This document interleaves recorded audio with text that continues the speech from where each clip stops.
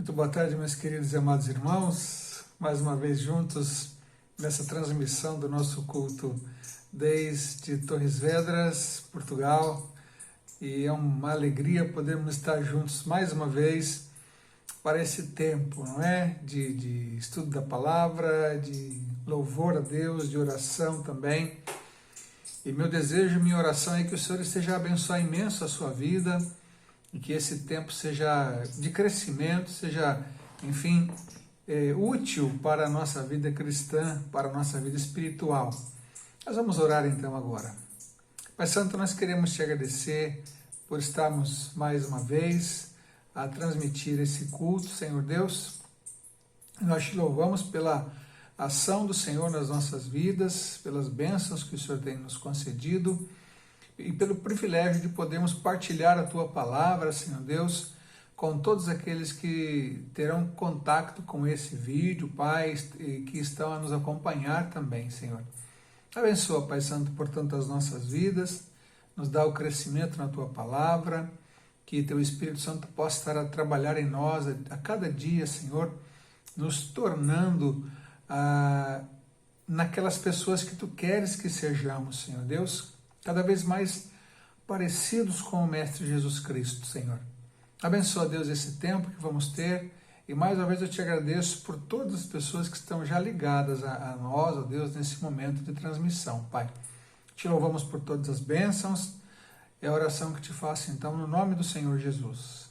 Amém, Pai. Graças a Deus, meus irmãos, por mais uma semana que chegou ao fim, e também por mais uma semana que se inicia, não é?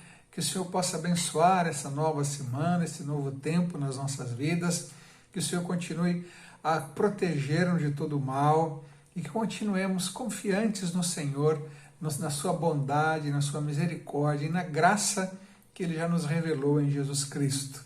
Vamos ter o nosso momento agora então de louvor ao nosso Deus, vamos buscar ao Senhor agora nesses louvores, enfim, não é? Vamos cantar ao Senhor agora então, como expressão da nossa alegria por pertencermos a Ele. Louvemos, pois, ao Senhor.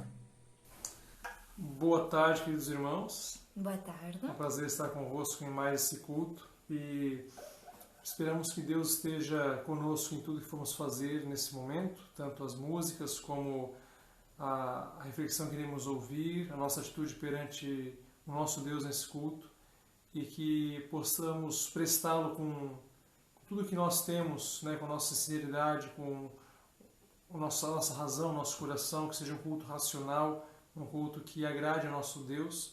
E vamos orar nesse momento pedindo que Ele possa nos conduzir no decorrer agora desse momento de reflexão, um momento de louvor através dos cânticos, e que Ele se agrade do que nós estamos aqui a fazer. Então vamos orar.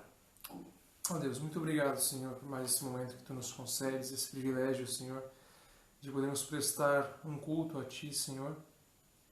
Ó Pai, Tu és digno de todo louvor, toda glória, e estamos alegres porque nós temos liberdade para Te cultuar, nós temos liberdade para cantar cânticos em honra a Ti, Paizinho, e também aprender mais a Tua Palavra através da ação do Teu Espírito Santo, por intermédio do Teu servo, Paizinho, que irá trazer a Palavra, Pai.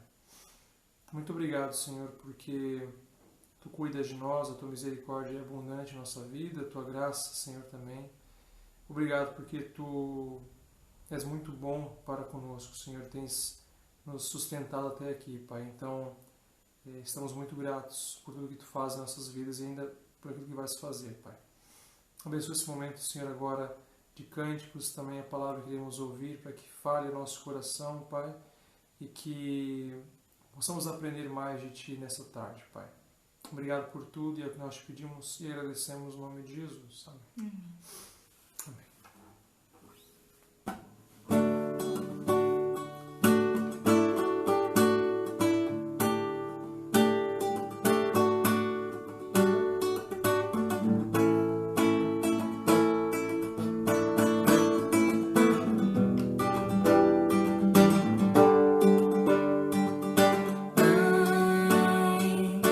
Esta é a hora da adoração.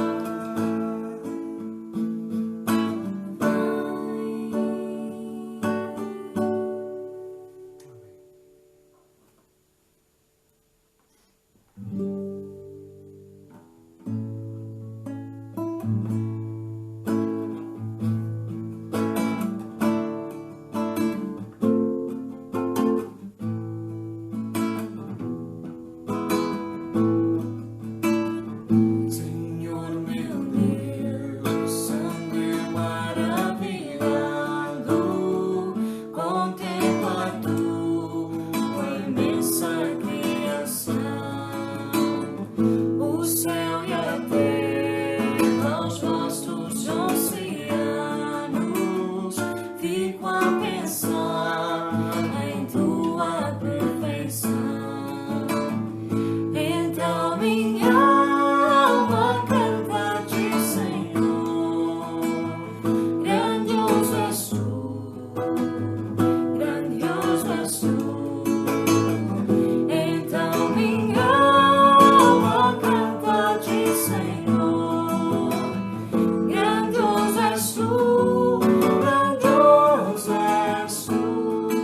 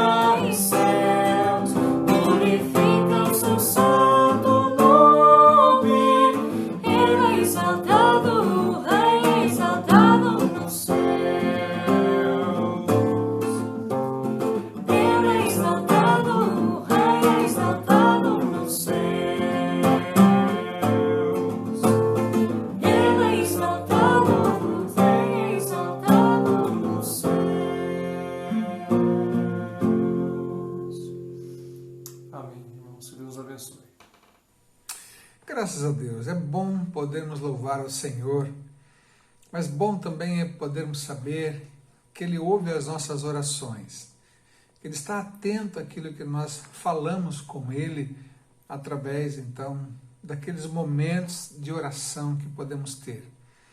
A Bíblia nos diz que nós devemos orar sem cessar. Paulo fala isso aos Tessalonicenses, não é? Mas o Senhor Jesus também diz que nós devemos entrar no nosso quarto e termos aquele nosso momento de comunhão com o Senhor através da oração.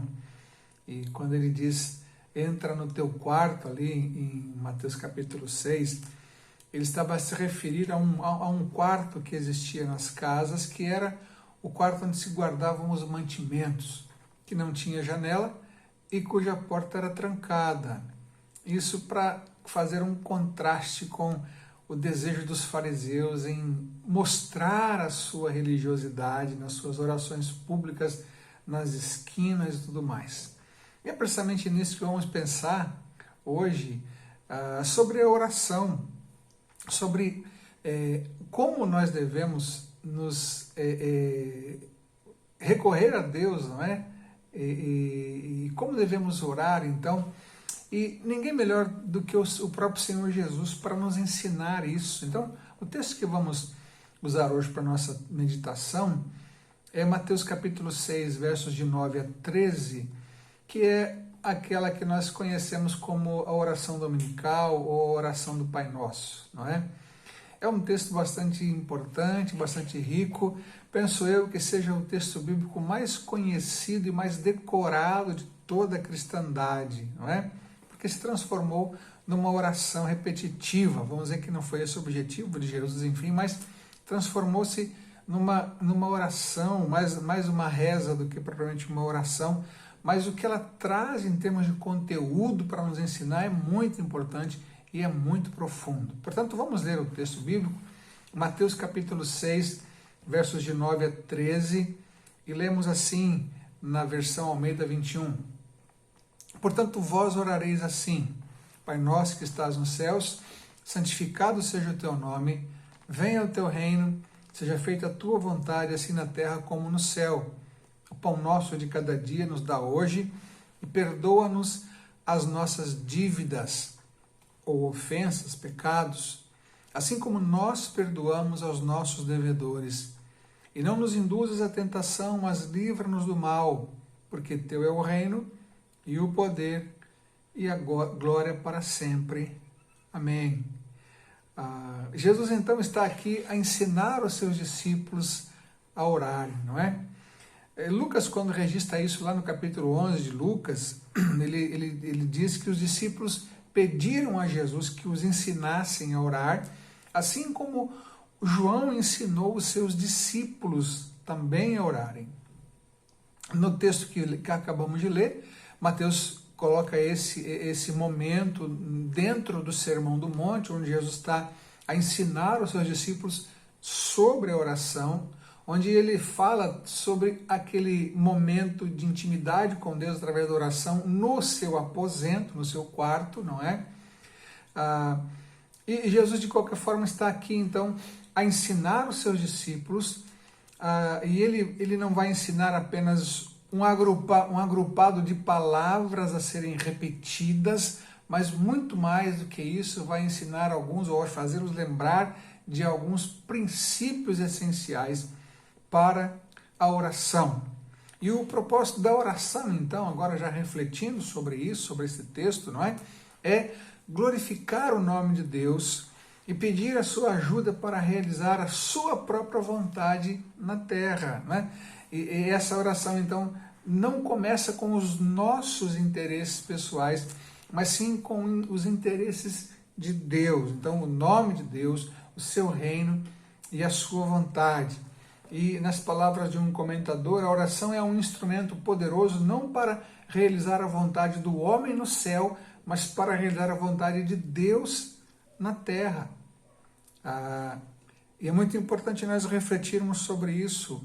Quando nós falamos com Deus em oração, nós não estamos a fazer um pedido ao gênio da lâmpada. Nós estamos a conversar com o nosso Deus, com o nosso Pai, como vamos ver agora, sobre aquilo que vai no nosso coração, que Ele já conhece. Oração, essencialmente, é comunhão com Deus, e por isso é tão importante, não é? E como eu já havia dito, Jesus não disse aos seus discípulos, orem com essas palavras, mas sim orem desta forma. Ou seja, usem essa oração como um modelo e não como um substituto, como algo que vai orientar, que vai dirigir a nossa comunhão com Deus em oração, e não algo que vai ser apenas repetido sem muita intenção, muitas vezes até de valorizar aquilo que se está a falar com Deus, não é? As 3 primeiras petições que Jesus põe aqui nessa oração têm a ver com Deus, com a glória de Deus. E as 3 últimas petições, vejam, são 3 relativas a Deus e 3 relativas a nós também, têm a ver então com a nossa necessidade. Quer dizer, Deus precisa receber o primeiro lugar, não é? Na nossa vida. E isso se expressa até mesmo na nossa oração. E somente quando damos a Deus o lugar que lhe é próprio, né? Tudo mais vai se encaixar nas nossas vidas da forma como o próprio Deus quer que aconteça. A oração nunca deve ser, então, usada como um intento de mudar a vontade de Deus para adequá-la aos nossos próprios desejos. A oração, quando autêntica, sempre é um intento de submeter a nossa vontade à vontade de Deus. Não o que eu quero, mas o que Deus quer.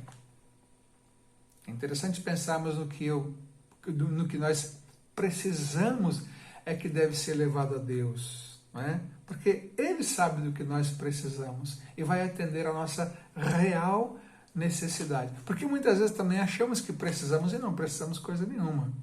Jesus então começa essa oração, né? Depois dessa pequena introdução, ele começa essa oração da seguinte maneira: Pai nosso que estás nos céus. Vejam, essa frase evoca aqui algumas coisas muito importantes. Primeiro, o mundo invisível, né? Há um Deus que se relaciona. Nós cremos num Deus que se relaciona. Nós não conseguimos admitir um mundo onde Deus não exista. Nós acreditamos que Deus, o Deus Todo-Poderoso, o Deus Soberano, Ele existe. E é o Criador de todas as coisas. Então, essa frase evoca esse mundo invisível, mas também evoca o nosso mundo visível. Então, esse Pai que está nos céus é o Deus que se relaciona comigo, é o Deus que se relaciona conosco numa perspectiva de cuidado, pois Ele é o Pai perfeito. Ele interage no meu mundo visível. Ele atua aqui, ele intervém aqui nesse meu mundo visível.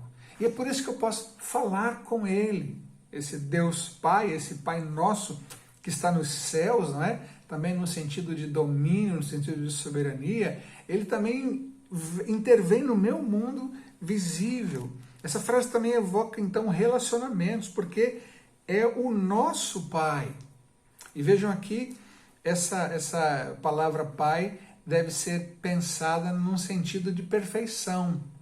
Há muitas pessoas que não tiveram assim um bom relacionamento com seu pai terreno. Entretanto, quando falamos que Deus é nosso Pai, o modelo não deve ser o nosso pai terreno, porque ele pode ter sido um mau modelo, mas o modelo precisa ser o Pai totalmente perfeito, que é Deus.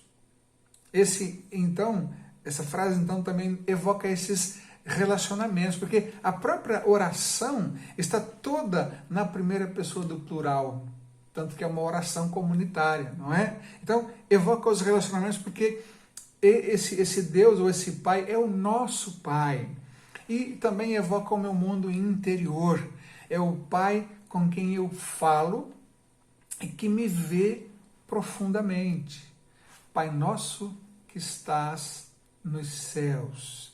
Está num lugar invisível a mim, mas intervém no meu mundo visível, nos meus relacionamentos, pois é o meu Pai com quem eu me relaciono e olha profundamente para o meu mundo interior, não é? Então, ainda a falar sobre o Pai que está nos céus, ele é Pai, mas é soberano. A ideia aqui é tanto de amor como de santidade. E é precisamente isso que vem na sequência aqui dessa oração, não é? Santificado seja o teu nome, o nome de Deus. Em seu catecismo, Lutero pergunta: como é santificado entre nós o nome de Deus? E a resposta é: quando toda a nossa vida, como nossa doutrina, são verdadeiramente cristãs ou cristocêntricas. Quer dizer, quando nossas convicções intelectuais e nossas ações práticas são a expressão de uma submissão total à vontade de Deus. Quando o Senhor governa a minha vida, eu estou a santificá-lo, né? Como que eu santifico o nome de Deus, permitindo que Ele viva a sua santidade em mim, que Ele próprio me santifique, que isso apareça na minha vida, nos menores detalhes dessa minha vida, né?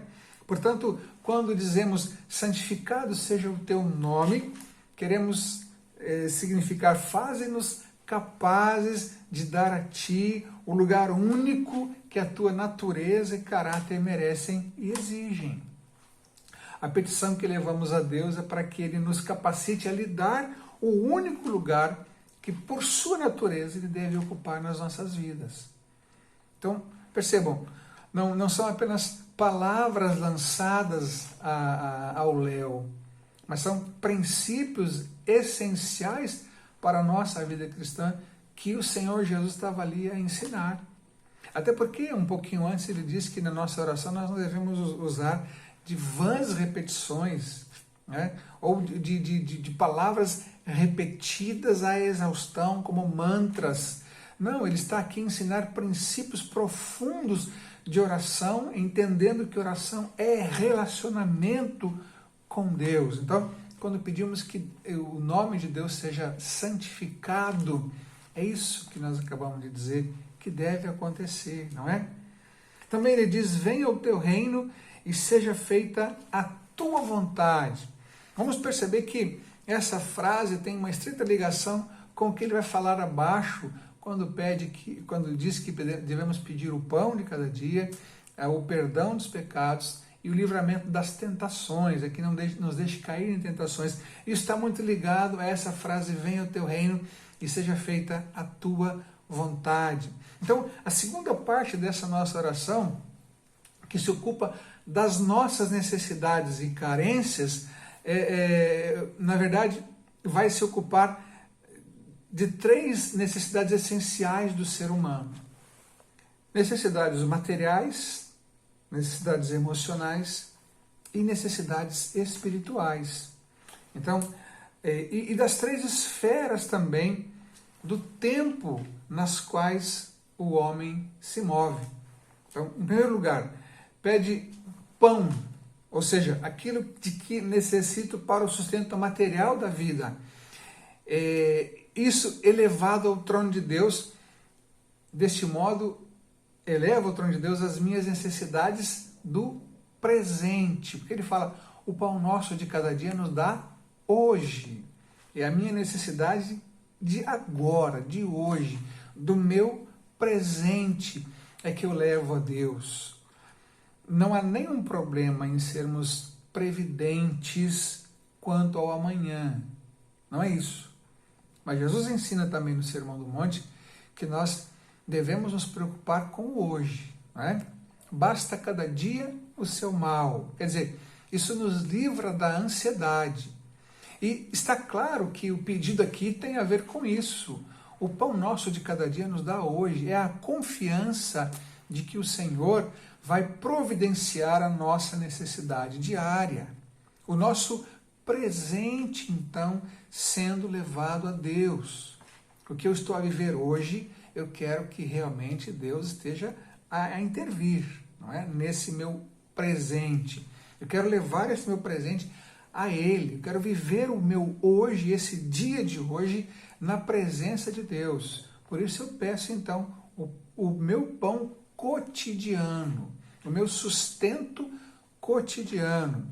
Mas também, em segundo lugar, pede perdão, pondo deste modo o passado. Porque quando nós falamos em perdão, sempre estamos a nos referir a alguma coisa que aconteceu. Não que vai acontecer, mas alguma coisa que aconteceu, que eu já vivi com alguém, não é? Então, nós pedimos o perdão colocando o passado diante dos olhos de Deus e da graça perdoadora do Pai. Vamos voltar nesse ponto daqui a pouquinho. Em terceiro lugar, ele pede ajuda, ou é para pedirmos ajuda nas tentações, colocando assim o futuro nas mãos de Deus. Então, essas três breves petições nos ensinam a colocar o presente, o passado e o futuro diante do trono de Deus, para que o Senhor esteja mesmo a nos abençoar, não é? Em todos os tempos da nossa vida. E tudo isso sendo submetido à sua soberana vontade. Quando falamos em vontade de Deus nas nossas vidas, falamos daquilo que é o melhor para nós. Quando o apóstolo Paulo fala aos Romanos, no capítulo 12, sobre a vontade de Deus, ele diz que ela é boa, perfeita e agradável. Não há nada melhor do que isso. Algo bom, algo perfeito e algo agradável. Quando nós pedimos então a Deus que faça a vontade dele nas nossas vidas, nós estamos a pedir que Deus faça o melhor por nós e para nós. Ainda que nós tenhamos a nossa própria vontade, como eu já disse e repito, a oração, na verdade, é um momento em que eu vou submeter a Deus a minha vontade e declarar que eu quero fazer a vontade de Deus na minha vida. Porque ela é o melhor, não é? Essa oração, então, coloca a totalidade da vida humana diante da misericórdia de Deus, né? E procura trazer, então, a totalidade de Deus às nossas vidas. Quando pedimos pão para o nosso sustento, né? Nesse caso, estamos a olhar e a pensar no Deus, o Pai, o Criador e o sustentador da vida. Quando pedimos pão, nos referimos ao sustentador da vida, que é Deus Pai.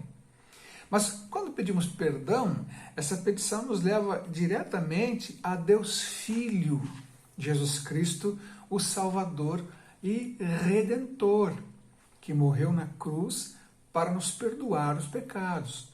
Ele foi o sacrifício perfeito de Deus para o perdão dos nossos pecados.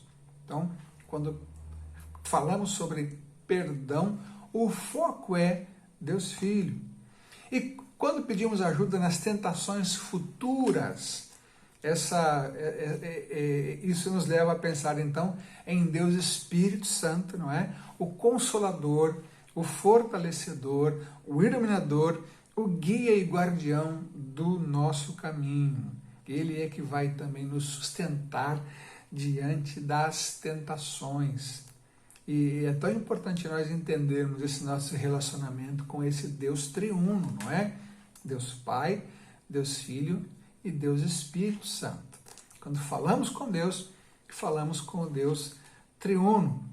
Mas ele ainda nos faz pensar um pouco sobre o perdão quando diz: perdoa as nossas dívidas ou as nossas ofensas como nós perdoamos os nossos ofensores. Assim como nós perdoamos. Veja, primeiramente nós somos alcançados pelo perdão de Deus. O perdão de Deus nas nossas vidas foi maravilhoso. E continua a ser.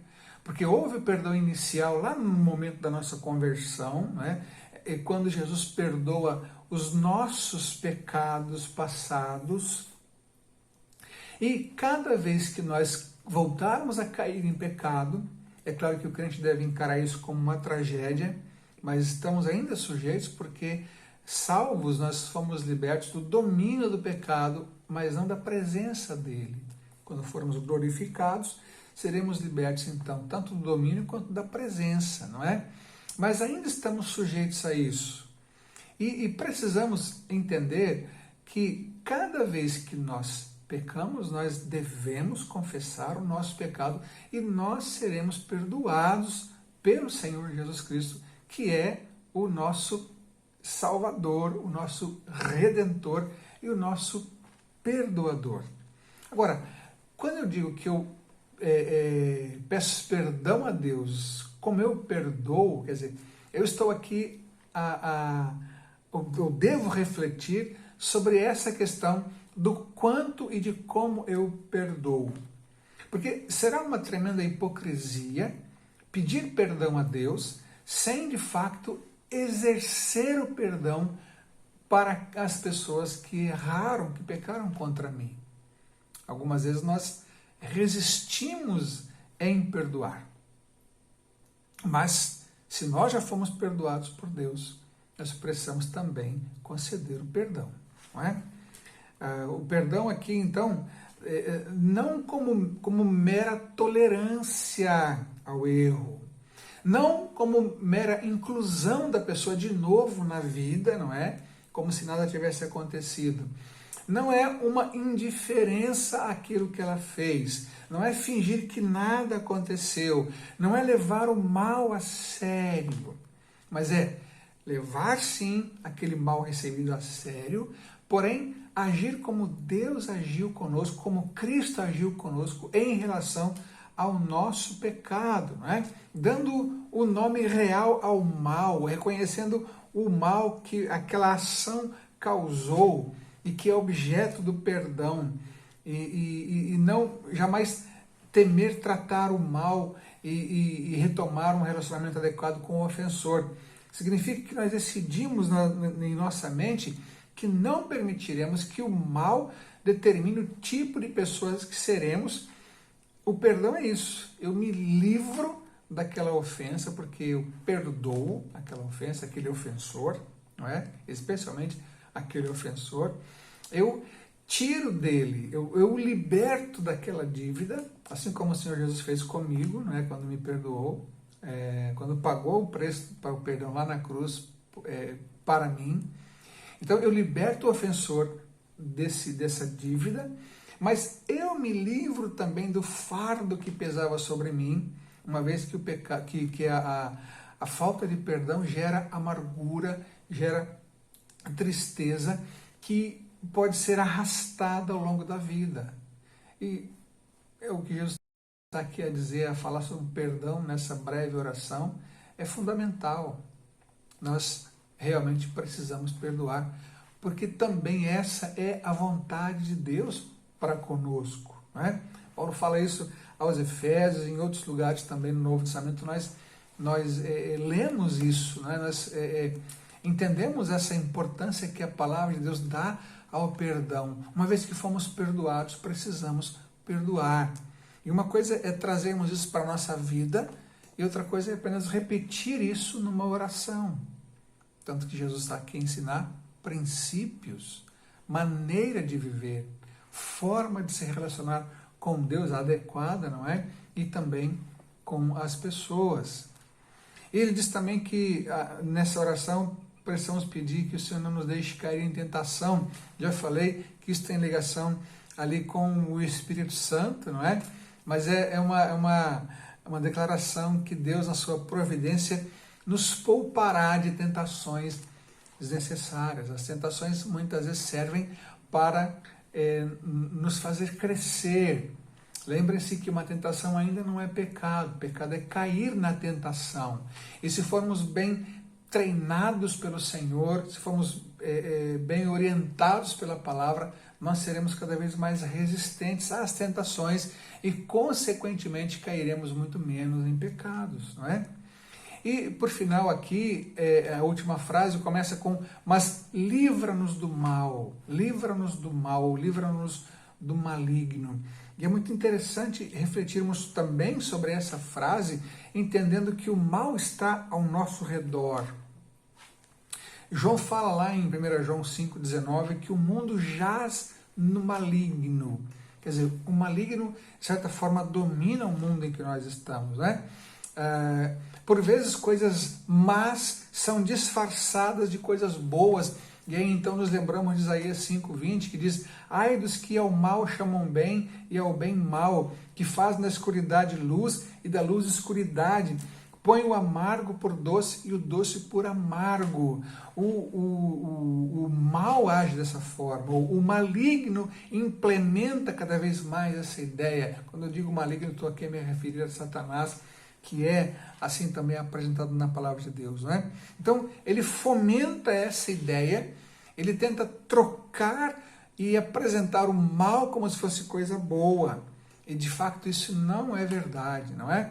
E o mal, por fim, também está em nós. Paulo fala em Gálatas 5, 16 e 17 sobre a obra da carne, sobre a nossa própria carnalidade. Então, o mal também pode vir de algo de dentro de nós. E é por isso que nós precisamos pedir ao Senhor, nos livra do mal, nos livra do maligno, trabalhe em nós cada dia para nos aperfeiçoar segundo a estatura do varão perfeito.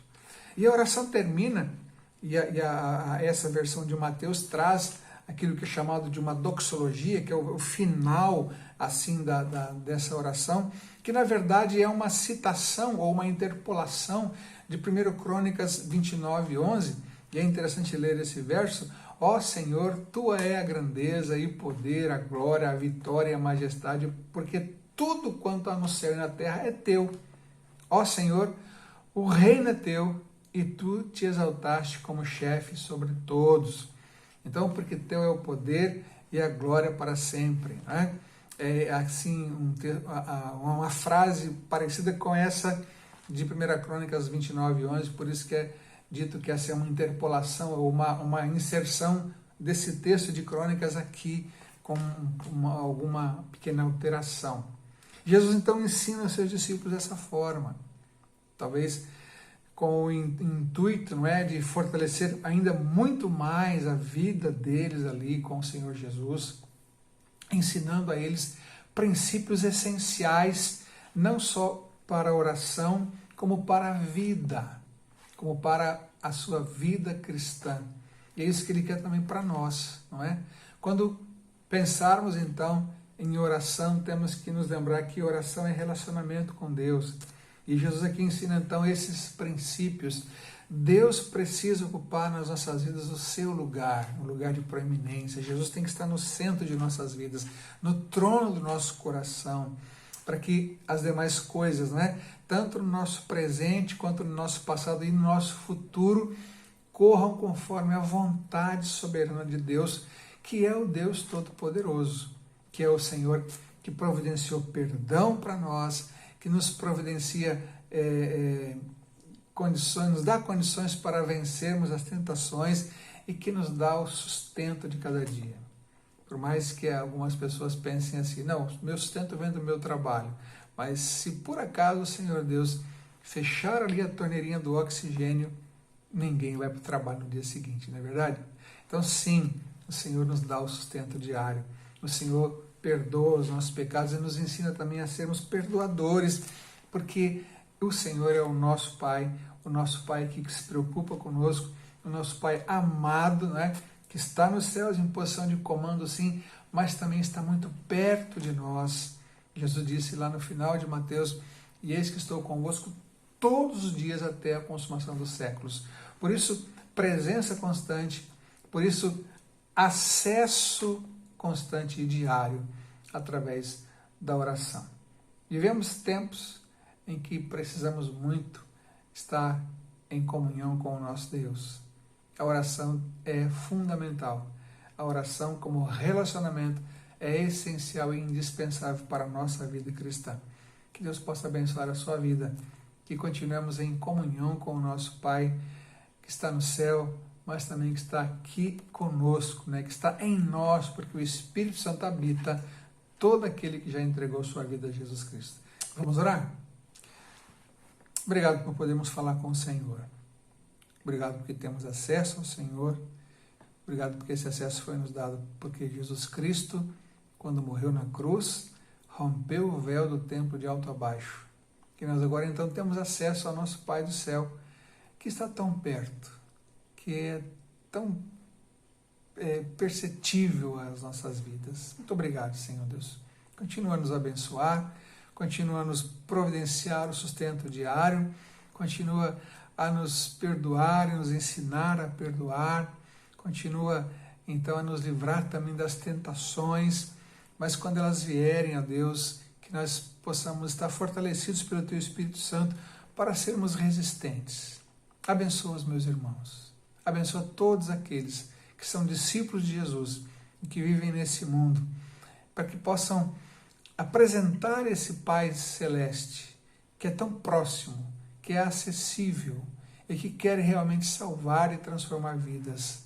Nos abençoa, Pai Santo, para vivermos esses princípios no nosso dia a dia, que realmente essa seja a nossa vontade, fazermos a Tua vontade, vivermos o Teu reino enquanto estamos aqui, Pai.